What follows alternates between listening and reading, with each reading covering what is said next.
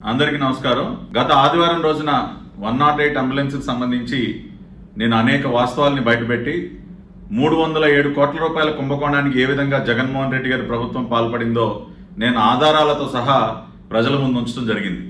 అంటే ఈ కుంభకోణానికి సంబంధించినటువంటి అనేక జీవోలు కానివ్వండి, డాక్యుమెంట్స్ అన్నీ కూడా ఆ రోజున నేను ప్రజల ముందు ఉంచి ఏ విధంగా అత్యంత నీచంగా పేదవాడి ప్రాణాలు కాపాడేటటువంటి 108 అంబులెన్స్ సర్వీసుల్లో కూడా 307 కోట్ల రూపాయల కుంభకోణానికి ఏ విధంగా పాల్పడిందో నేను ప్రూవ్ చేయడం జరిగింది.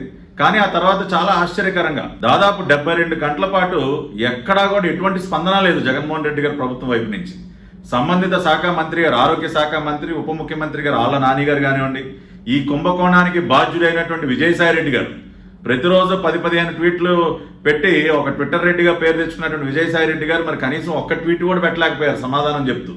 మరి ఇంత పెద్ద కుంభకోణానికి కావాలని తన వియ్యంకుడికి మేలు చేయడం కోసం అరబిందో ఫౌండేషన్ వ్యవస్థాపకుడైనటువంటి రాంప్రసాద్ రెడ్డి గారు స్వయంగా విజయసాయి రెడ్డి గారు వియ్యంకుడు, మరి ఆయనకు మేలు చేయడం కోసం ఇంత పెద్ద కుంభకోణానికి పాల్పడి కనీసం జవాబు కూడా చెప్పుకోలేనటువంటి పరిస్థితిలో ఈ రోజు విజయసాయి రెడ్డి గారు ఉన్నారు.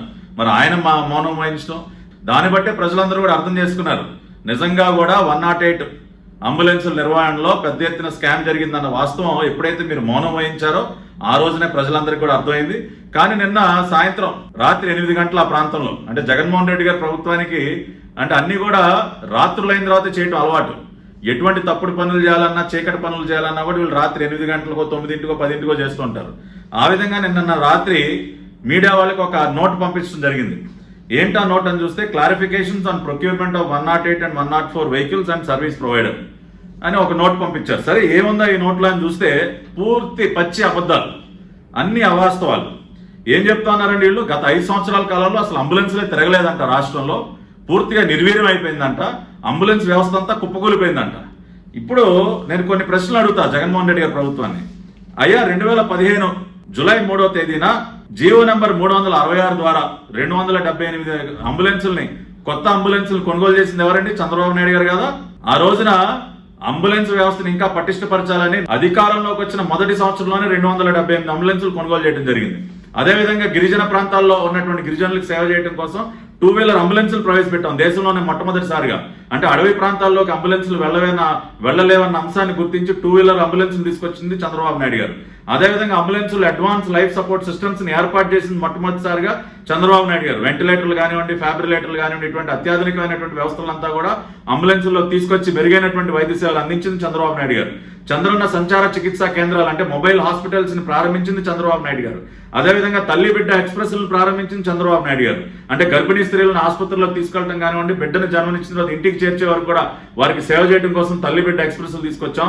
ఎవరైనా మరణిస్తే దురదృష్టవశాత్తు ఆసుపత్రిలో వాళ్ళ పార్థివ దేహాన్ని ఇంటికి తీసుకెళ్లడం కోసం మహాప్రస్థానం వెహికల్స్ ని ప్రారంభించి ఈ విధంగా అనేక సంస్కరణలు వైద్య రంగంలో తీసుకొచ్చి కొత్త అంబులెన్సులు కొనుగోలు చేయడం కానివ్వండి, అడ్వాన్స్ లైఫ్ సపోర్ట్ సిస్టమ్స్ పెట్టడం కానివ్వండి, 2 వీలర్ అంబులెన్సులు కానివ్వండి, మొబైల్ హాస్పిటల్స్ కానివ్వండి, తల్లి బిడ్డ ఎక్స్ప్రెస్ లో మహాప్రస్థానం, ఇట్లా ఇన్ని రకాలైనటువంటి చర్యలు ఏం చేపడితే ఏ విధంగా అంటారంటే అంబులెన్స్ వ్యవస్థ మొత్తం పడుకుందని చెప్పి మీరు చెప్పేదంతా కూడా పూర్తి అవాస్తవం. ఈ వాస్తవాలన్నీ కూడా మీరు కాదనలేరు. అదేవిధంగా వీళ్ళు ఏం చెప్తారండి, మేము ఒక ప్రశ్న అడిగాం, మీరు ministry of health and family welfare నుంచి ఆరోగ్యశ్రీ ట్రస్ట్కి ఎందుకు బదలాయించారు అంబులెన్స్లని? దానికి సమాధానం చెప్పలేదు. నిన్న నోట్లో ఏదో కమిటీ వేశారంట, ఆ కమిటీ రికమెండ్ చేసిందంట. అంటే ministry of health and welfare లో అంబులెన్స్ నిర్వహించడానికి సమర్థులైనటువంటి అధికారులే లేరా అండి? ఈ భూప్రపంచంలో రాజశేఖర రెడ్డి అనే ఒక వ్యక్తే, రాజశేఖర రెడ్డి అనే ఒక వ్యక్తే సమర్థుడా? అందుకని మీరు ఆరోగ్యశ్రీ ట్రస్ట్కి మార్చేసి రాజశేఖర రెడ్డి గారు తీసుకొస్తారా? ఎందుకని సమాధానం చెప్పలేకపోయారు ఈ ప్రశ్నకి? అదేవిధంగా ఇంకో ప్రశ్న, మీరు ఫైనాన్స్ ఆప్షన్ వదిలేసి మీరు అవుట్ రైట్ క్యాష్ పర్చేస్కి ఎందుకు వెళ్ళారంటే ఒక నిజమైతే ఒప్పుకున్నారండి పాప మీ పెద్ద మనుషులు. వీళ్ళు ఏమంటారండి, bidders express there non willingness in bidding due to financing model అంట. అంటే కనీసం ఒక 80 కోట్లు అప్పించే పరిస్థితి కూడా మీకు లేదా? మీ ప్రభుత్వానికి జగన్మోహన్ రెడ్డి గారు అంత దిగజారిపోయిందా మీ క్రెడిబిలిటీ? మీ ప్రభుత్వం ఒక క్రెడిబిలిటీ ఎప్పుడైతే మీరు 83,000 కోట్ల రూపాయలు అప్పు తెచ్చి రాష్ట్రం నెత్తిన పడేసి రాష్ట్రాన్ని అప్పుల ఊబులో ముంచేశారు, ఈ రోజున ఒక 70-80 కోట్ల అప్పు కూడా పుట్టే పరిస్థితిలోకి వెళ్ళిపోయిందని మీరు ఒప్పుకుంటా ఉన్నారా? అంత అధ్వానంగా తయారైంది ఆర్థిక పరిస్థితి. ఇంకొక పక్కన ఇంకేం చెప్తారండి, బీవీజీ సంస్థ గురించి. ఇది అసలు పూర్తిగా ఒక పనికిమాలిన సంస్థ అంట. వీళ్ళకి అసలు వీళ్ళు అంబులెన్స్ నిర్వహించే చేత కాదంట. నేను ఒక విషయాన్ని మీ అందరి దృష్టికి తీసుకురాదలుచున్నాను. ఫిబ్రవరి 26, 2019 global digital health partnership summit అని ఢిల్లీలో ఒక అంతర్జాతీయ సమిట్ జరిగితే ఆ సమిట్ లో union minister of health and family welfare and world health organisation ఇద్దరు కూడా బీవీజీ సంస్థ వారు ఆ మహారాష్ట్రలో అందిస్తున్నటువంటి సేవలను గుర్తించి వీళ్ళు అంబులెన్స్ సర్వీసులు మహారాష్ట్రలో సమర్థవంతంగా నిర్వహిస్తున్నటువంటి అంశాన్ని గుర్తించి ప్రపంచవ్యాప్తంగా 23 దేశాలకి దీనిని పరిశీలించమని చెప్పి ఇటువంటి బెస్ట్ ప్రాక్టీసెస్ ని అమలు చేయండి అని చెప్పి రికమెండ్ చేసింది వరల్డ్ హెల్త్ ఆర్గనైజేషన్. ఏ దేశాలు ఉన్నాయండి? Australia, Austria, Brazil, Canada, Estonia, Hong Kong, ఇవన్నీ దేశాలకి రికమెండ్ చేశారు, 23 దేశాలకి. మరి అటువంటి వరల్డ్ హెల్త్ ఆర్గనైజేషన్ గుర్తించినటువంటి ఒక సంస్థ, కేంద్ర ఆరోగ్య శాఖ మంత్రిత్వ శాఖ ప్రశంసించినటువంటి ఒక సంస్థ బీవీజీ అయితే అది వాళ్ళ ఆంధ్రప్రదేశ్ లో పనికి రాకుండా అయిపోయిందా? ఆఖరికి వాళ్ళ కాశ్మీర్, లడాక్ లో కూడా బీవీజీ సంస్థే వాళ్ళ సేవలు అందిస్తామని సార్. అంటే అత్యంత ఎత్తైనటువంటి కొండ ప్రాంతాల్లో కూడా సర్వీసులు అందిస్తూ ఉంటే వాళ్ళు మీకు పనికిమాలిన వాళ్ళలాగా అయిపోయారు. అంటే మీకు మంచిగా అంతర్జాతీయ ప్రమాణాలతో సేవలు అందించే వాళ్ళు ఎవరు మీకు అక్కర్లేదు, ఎందుకంటే కమిషన్లు రావు కదా మీకు. మీ కమిషన్లు కక్కుర్తి వాళ్ళు కాదన్నారు కాబట్టి వాళ్ళని తోలేశారు మీరు. మిగతా ఇన్వెస్టర్స్ అందరినీ ఆంధ్ర రాష్ట్రం నుంచి తోలేసినట్టు వాళ్ళు బీవీజీని కూడా తోలేయడం జరిగింది. ఇక అత్యంత ముఖ్యమైనది, చాలా గొప్పగా వీళ్ళు జ్యుడిషియల్ రివ్యూ గురించి మాట్లాడారండి. ఇది ఎంత పెద్ద కుంభకోణం, ఏ విధంగా వీళ్ళు జ్యుడిషియల్ రివ్యూని అడ్డం పెట్టుకుని అరవిందోకి వీళ్ళు మేలు చేశారో ఇప్పుడు నేను చెప్తాను. వీళ్ళు జగన్మోహన్ రెడ్డి గారు కూడా చాలా సందర్భాల్లో చెప్పారు, మా గవర్నమెంట్ చాలా పారదర్శకమైనటువంటి ప్రభుత్వం, జ్యుడిషియల్ రివ్యూకి పంపిస్తాం మేము టెండర్లని, అత్యంత ట్రాన్స్పరెంట్ గా చేస్తామని. ఈ జ్యుడిషియల్ రివ్యూ అనే దాన్ని అడ్డం పెట్టుకుని వీళ్ళు కుంభకోణాలకు పాల్పడుతున్నారు అనేది వాళ్ళ ఆధారాలతో సహా ప్రూవ్ అయింది. ఇవాళ ఈ 108 సర్వీసెస్ టెండర్ ను కూడా జ్యుడిషియల్ రివ్యూకి పంపిస్తే దానిలో వీళ్ళు ఎన్ని క్లాజులు మార్చేశారంటే, clause number 5.1.3 ambulance and upkeep and maintenance సంబంధించినటువంటి క్లాజు. అంటే ఎగ్జిస్టింగ్ అంబులెన్సెస్ లో ఎక్విప్మెంట్ ఏమన్నా పాడైంది ఉంటే దానిని సర్వీస్ ప్రొవైడర్ మార్చి వాటిని మళ్ళీ సరిగ్గా తయారు చేసి ఉపయోగించాలన్న క్లాజ్ ఉంటే వీళ్ళు క్లాస్ 5.1.3 మేబీ డిలీటెడ్, ఆ క్లాజ్ ని డిలీట్ చేసేస్తారండి. అంబులెన్స్ స్టేషన్స్ నిర్మించి అంబులెన్స్ని సరిగ్గా మెయింటైన్ చేయండి అన్న క్లాజ్ 5.1.4 ఉంటే clause number 5.1.4 ambulance stations maybe deleted. అంటే మంచి క్లాజులన్నీ డిలీట్ చేసేసి అరవిందో వాడికి ఏ ఖర్చు లేకుండా చేద్దామన్న జగన్మోహన్ రెడ్డి గారు అసలు అన్నిటికంటే ఇంపార్టెంట్ క్లాజు ప్రీ క్వాలిఫికేషన్ క్రైటీరియాలో experience of operating and maintaining 108 emergency response services ambulance for central, state government, PSUs and parastatal agencies and existing clause ఉంటే దానికి అదనంగా agencies in India or abroad అన్న పదాన్ని ఎందుకు తగిలించారు సార్? క్లాస్ నెంబర్ 6.1లో ఎవరికి మేలు చేయడానికి తగిలించారు అంటే అరబిందో ఫౌండేషన్ కి దేశంలో ఎమర్జెన్సీ సర్వీసెస్ అంబులెన్స్ నిర్వహించడానికి అనుభవం లేదు కాబట్టి, ఒక ఎక్స్పీరియన్స్ లేనటువంటి సంస్థ అరబిందో కాబట్టి వాళ్ళ కోసం క్లాజ్ లో అబ్రాడ్ అనే పదాన్ని తగిలించి ఎవడో యూకేలో ఉన్నటువంటి ఒక కంపెనీతో జాయింట్ వెంచర్ ఏర్పాటు చేసి అరబిందో ఫౌండేషన్ మేలు చేస్తారా మీరు?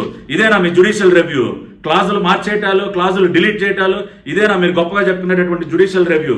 ఇంకా ఏం మార్చారండి? వెయిటేజ్, ఆఖరికి వెయిటేజ్ లో కూడా మార్పులు చేసి, క్రైటీరియాలో మార్పులు చేసి వీళ్ళు ఏం చెప్తారండి?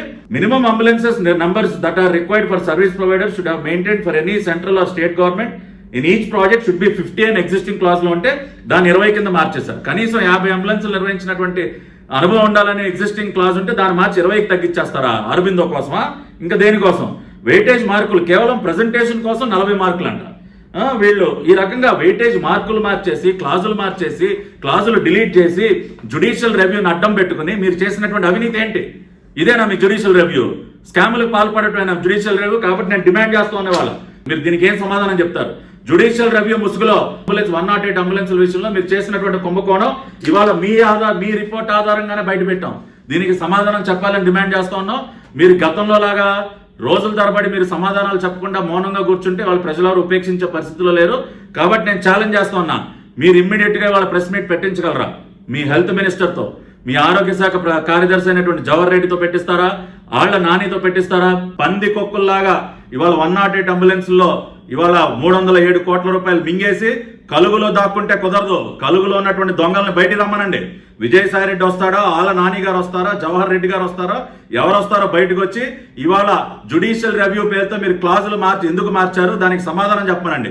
ఇవాళ రివర్స్ టెండరింగ్ అని ఇవాళ మీరే ఒప్పుకున్నారు కదా మీ రిపోర్ట్లో. ఏం చెప్పారండి? బీవీజీ వాళ్ళకి బెంచ్ మార్కు 1,43,000 పర్ అంబులెన్స్ ఇస్తే మీరు దాన్ని బెంచ్ మార్క్ గా తీసుకోవాలి. అంతేగాని ఏదో టెండర్ ప్రాసెస్ లో ఆయన 2.5 లక్షలు బిడ్ చేశారంట అరబిందో, దాన్ని 2,20,000 తగ్గించారంట. ఎవరికి కావాలండి 2.5 లక్షలు? మీరు బెంచ్ మార్క్ ప్రైస్ 1,43,000, మీరు బెంచ్ మార్క్ ప్రైస్ 1,43,000 నుంచి తగ్గించకుండా మీరు 2,21 పెట్టి మీరు ఏం చేశారండి? రివర్స్ టెండరింగ్ లో ఏం ఆదా చేశారు? కాబట్టి ఇది రిజర్వ్డ్ టెండరింగ్. ఇటువంటి అనేక రకాలైనటువంటి ప్రశ్నలు మేము అడుగుతున్నాం. కాబట్టి ఇప్పటికైనా కలుగులో ఉన్నటువంటి దొంగలను బయటకు వచ్చి సమాధానం చెప్పమని జగన్మోహన్ రెడ్డి గారు డిమాండ్ చేస్తా ఉన్నాం. ప్రజలందరినీ కూడా ఈ వాస్తవాలు తెలుసుకోమని కోరుతా ఉన్నాం. జ్యుడిషియల్ రివ్యూ పేరుతో జగన్మోహన్ రెడ్డి సర్కారు ఎంత అవినీతికి పాల్పడుతుందో, తనకి కావాల్సిన వారికి మేలు చేయడం కోసం క్లాజులు ఎలా మార్చేసిందో, క్లాజులు ఎలా డిలీట్ చేసిందో కూడా నేను క్లాజులు చదివి మరీ వినిపించాను. దీనికి సమాధానం చెప్పాలి తక్షణమే అని జగన్మోహన్ రెడ్డి గారు డిమాండ్ చేస్తా ఉన్నాం.